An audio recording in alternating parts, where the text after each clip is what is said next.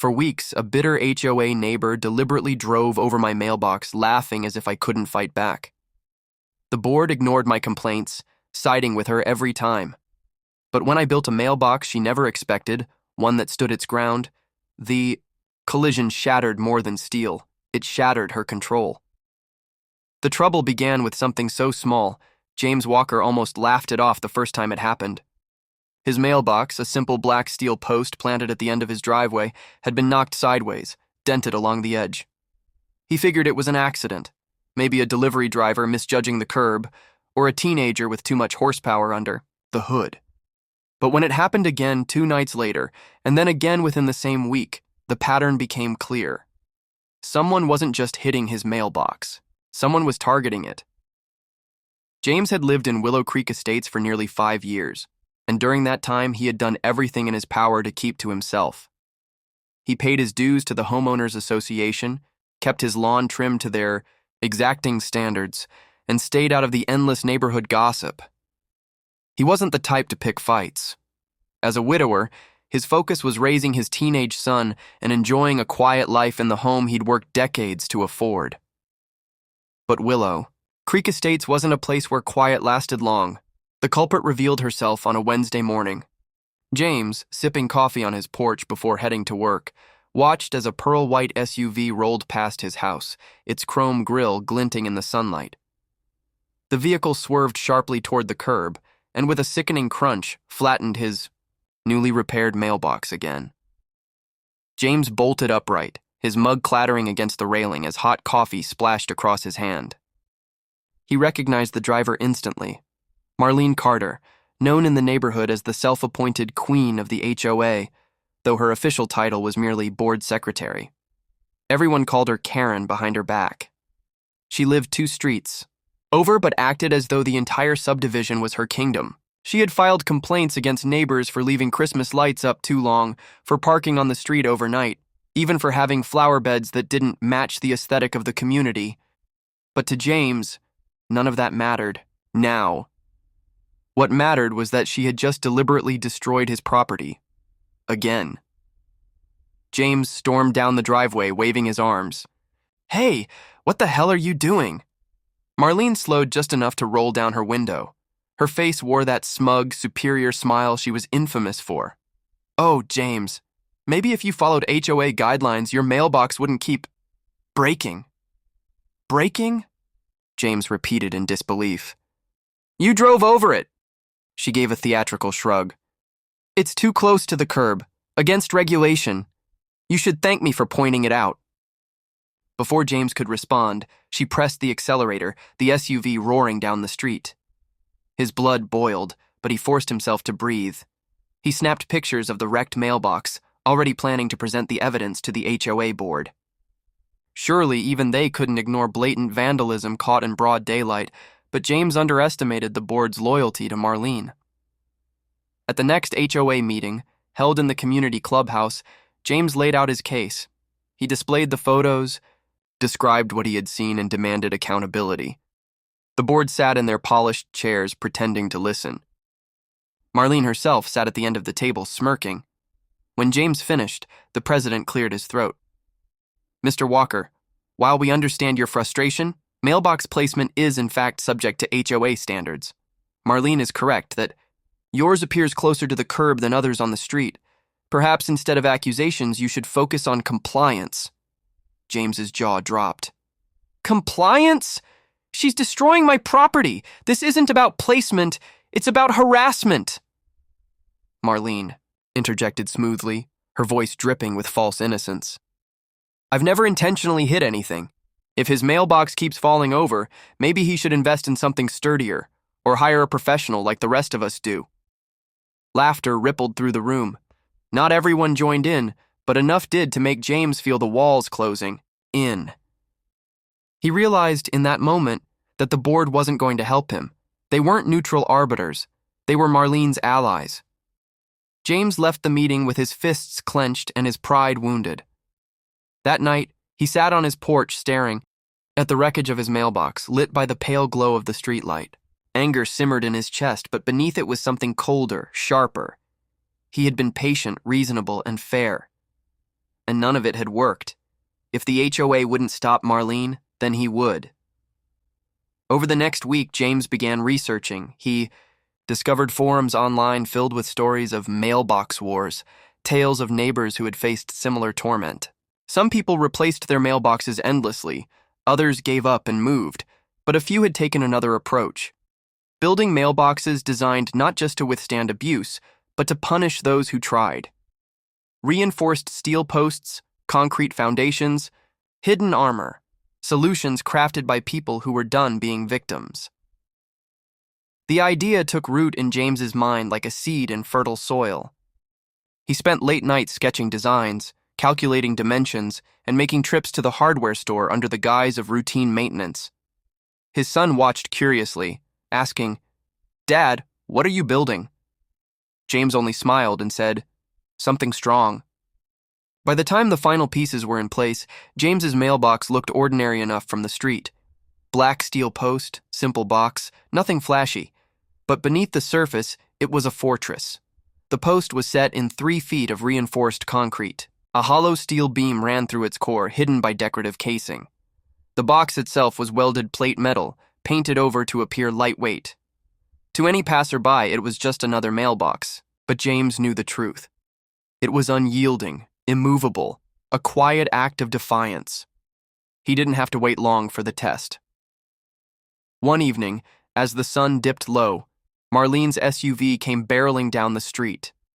James, standing at his window, watched. Her veered toward his mailbox with practiced ease, a grin plastered across her face as if she had been waiting all week for this. But this time, the sound that echoed wasn't the familiar crunch of metal giving way. It was a sickening thud followed by the screech of tires as the SUV jolted violently to a halt. The mailbox didn't budge, not an inch. Marlene's front bumper, however, crumpled like paper. Steam hissed from under her hood as her vehicle shuddered to a stop, hazard lights blinking feebly. James stepped onto his porch, arms crossed, his face calm though his heart raced with adrenaline. Marlene climbed out of the SUV, her face a twisted mask of rage and shock.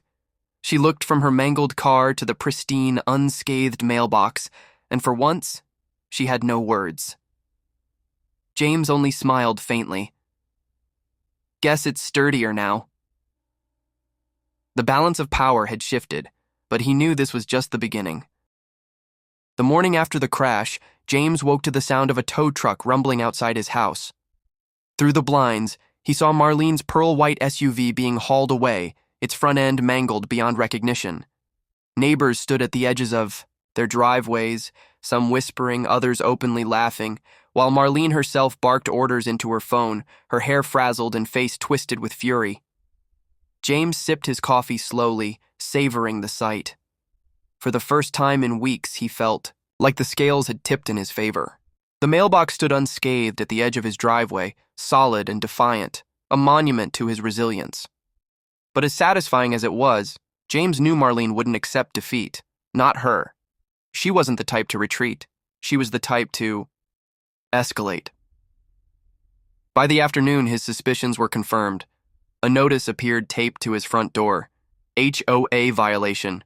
Non-compliant mailbox installation. Immediate replacement required. James tore the paper from the door, his blood boiling. The notice cited obscure clauses from the HOA guidelines about approved designs, aesthetic conformity, and safety concerns. It was laughable. For 5 years, his mailbox had been perfectly acceptable. Only now, after Marlene's SUV met its match, had it suddenly become a violation. At the emergency HOA meeting held 2 nights later, the agenda was dominated by one topic: James Walker's mailbox. The clubhouse was packed, residents drawn by the buzz of scandal. Marlene sat at the head of the table despite not being president, her arm in a sling for dramatic effect, though everyone knew her injury was nothing more than bruised pride. "This mailbox," Marlene declared, her voice dripping with righteous indignation, "is a danger to our community. It is constructed with materials designed to cause excessive damage to vehicles. It is not only non-compliant, it is malicious."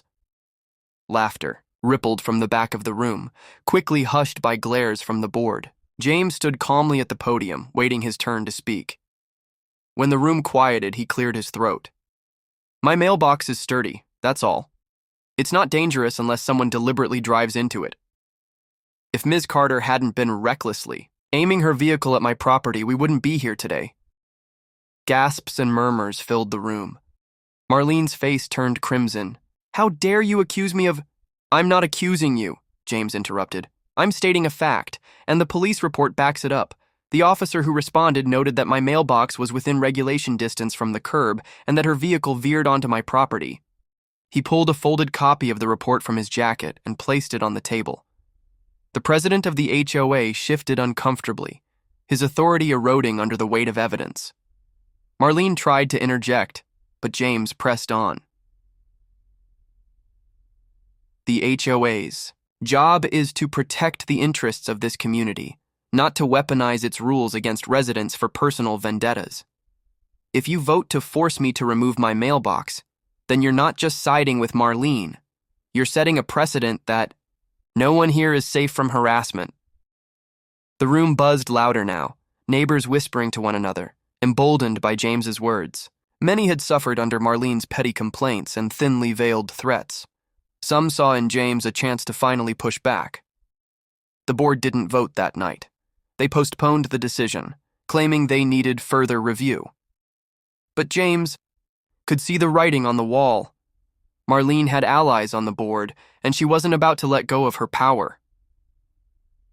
That week, retaliation came in waves. James found anonymous letters stuffed in his mailbox calling him a troublemaker. His trash cans were tipped over in the night, his fence spray-painted with childish insults.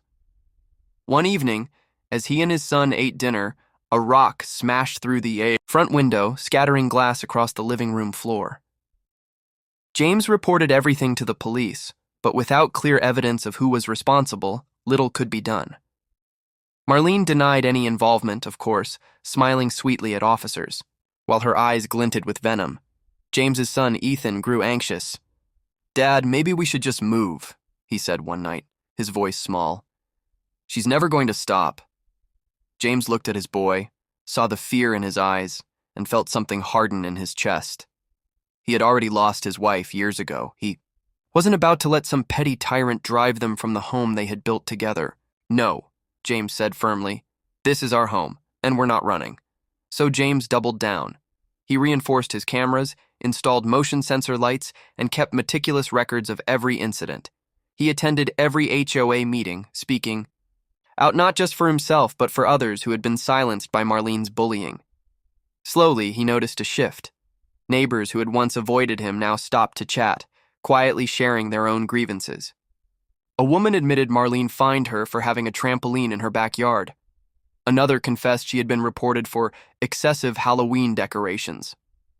The stories piled up, and with them, resentment against Marlene grew. The turning point came when James uncovered financial irregularities. While reviewing HOA documents, available to any resident upon request, he noticed discrepancies in landscaping expenses. Thousands of dollars were allocated to a company that didn't seem to exist.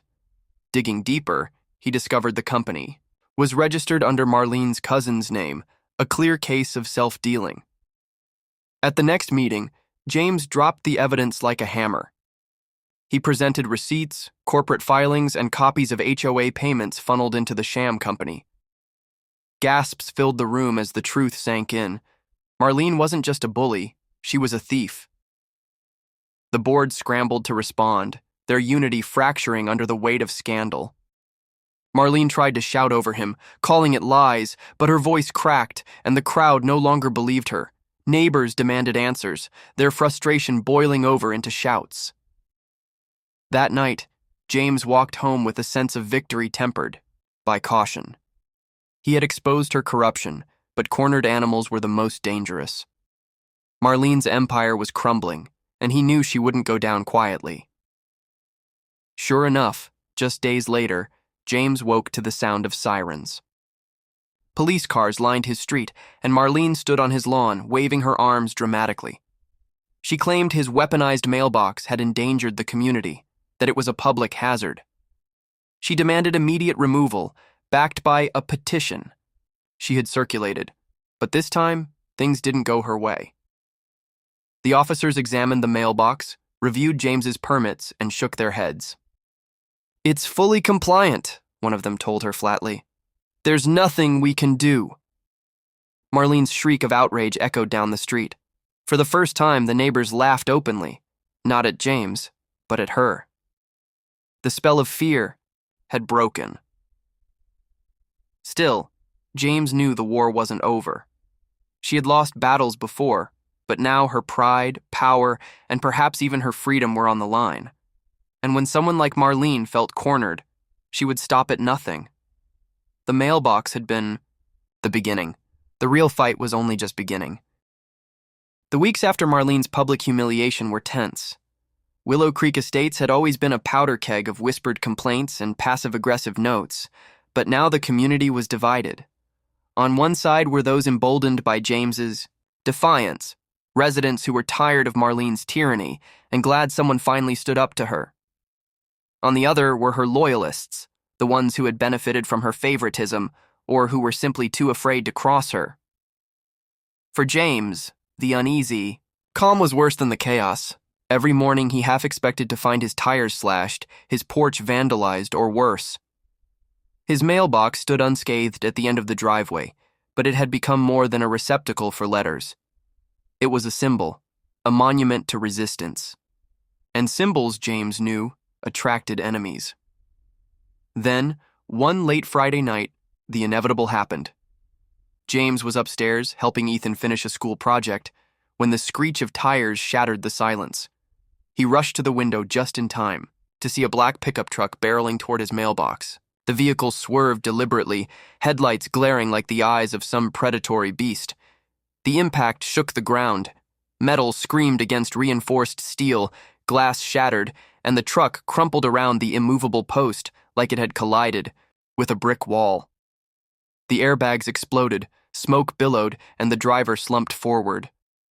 James raced outside, phone in hand. As he drew closer, his stomach sank. The driver wasn't some random vandal. It was Marlene. Her face was bloodied, but conscious, her hands trembling as she clawed at the deflated airbag. She looked at him with pure hatred. You set me up," she hissed. James's voice was steady, though his pulse raced. "You did this to yourself.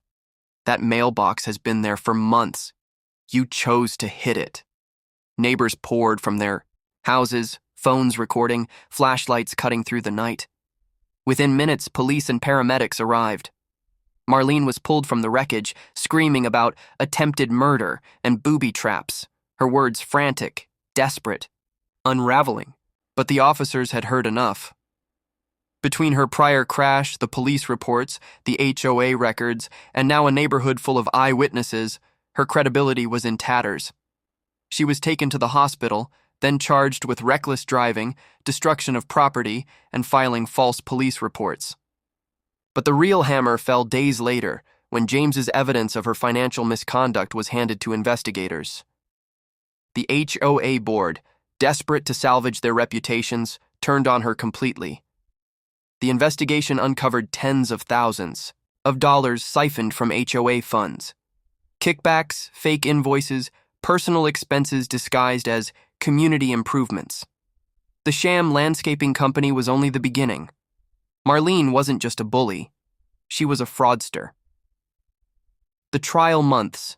Later was the final spectacle. James sat quietly in the gallery, watching as Marlene, once the self-proclaimed queen of Willow Creek, stood in court, her pearls swapped for an orange jumpsuit. Her voice, once sharp enough to cut neighbors down to size, cracked as the judge read the charges. She was sentenced to prison for fraud and embezzlement, her empire reduced to rubble. Back in Willow Creek, things began to change. Without Marlene pulling the strings, the HOA was forced to confront its own dysfunction. The board president resigned, several members were replaced, and new bylaws were written to prevent abuse of power. For the first time in years, residents felt free to decorate their yards, host block parties, and live without fear of fines for petty infractions. James's mailbox still stood at the edge of his driveway. It was no longer just a piece of reinforced steel, It was a landmark. Neighbors joked about it, admired it, even asked him for advice on how to build one like that. But for James, it symbolized something deeper. It was proof that sometimes the only way to deal with a bully was to refuse to bend, to stand your ground until they broke themselves against you. One crisp autumn morning, as James sat on his porch, with Ethan sipping coffee while his son scrolled on his phone, a neighbor stopped by. She was a kind older woman who had lived across the street for decades. She smiled warmly and said, "You know, James, you didn't just save your mailbox. You saved this neighborhood." James chuckled softly, glancing at the black steel post gleaming in the morning sun. "I didn't set out to save anyone. I just wanted to be left alone." The woman nodded knowingly. "That's exactly why it worked. You weren't looking for power. You were looking for peace. And in the end, you gave us all a little of that." Ethan looked up, pride shining in his eyes. "Dad, you're kind of a legend now." James laughed, shaking his head. "I'm just a guy with a mailbox." But deep down, he knew it was more than that, because in Willow Creek Estates, one mailbox had toppled a queen.